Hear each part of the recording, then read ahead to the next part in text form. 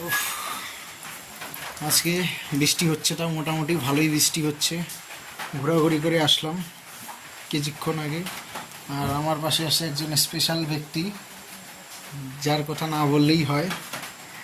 ঠিক আছে। আর ঘোরাঘুরি, বৃষ্টি দেখো এতটাই বৃষ্টি পড়ছে যে মনে হচ্ছে না আর, মানে এই বৃষ্টি মনে করো পৃথিবীর মধ্যে সর্বোচ্চ বৃষ্টি বলতে পারে। কিন্তু বৃষ্টির যদি বলে কেমন করে পড়ে, বৃষ্টির উপরে টুক টুক টুক টুক করে বৃষ্টিগুলো পড়ছে, বেশি একটা বৃষ্টি নাই। কিন্তু এটাকেই আমরা বলবো বর্তমান সময়ে প্রচণ্ড জোরে বৃষ্টি হচ্ছে। আর এই বৃষ্টির মধ্যে মনে হয় সারাদিন ঘোরাঘুরি করি, কিন্তু কেন যেন মনটা চায় ঘুরতে, কিন্তু পাটা কয় যাস না, বৃষ্টির মধ্যে ভিজে যাবে। তার মধ্যে একজন স্পেশাল ব্যক্তি এসে গেছে রুমে। তিনি হলো, মানে কি বলবো, তার মানে তিনি এত সুন্দর মানে দক্ষতা, যে তিনি বৃষ্টিকেও হার মানিয়ে মানে একদম ফেরিঘাটে চলে গিয়েছিল। সেটা ফেরিঘাটটা বলতে শালডাঙ্গার ফেরিঘাট। ঠিক আছে।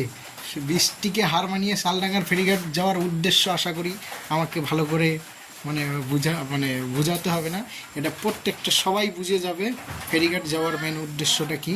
ফেরিঘাট মানেই একদম খুব সুন্দর স্পেশাল ওয়ার্ক। ঠিক আছে।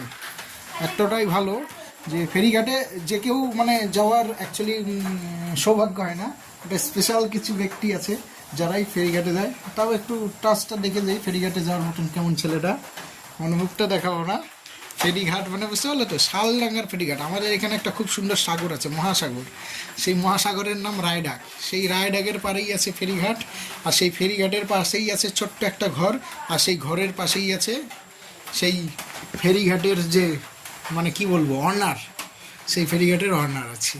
তবে সেই ফেরিঘাটে নৌকাতে মনে করো, তার জন্য নৌকা সবসময় ফ্রি, অনবরত। যে খালি নৌকায় চড়তেও হবে না, নৌকায় চড়ার আগেই নৌকার থেকে তাকে টেনে নিয়ে চলে যাবে, এই সেটাই।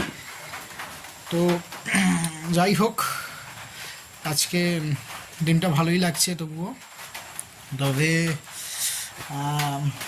বৃষ্টিটা হয়ে ভালোই হয়েছে, যাতে আজকে ফেরিঘাটটা বন্ধ থাকে, যাতে সে আর ফেরির ঘাটে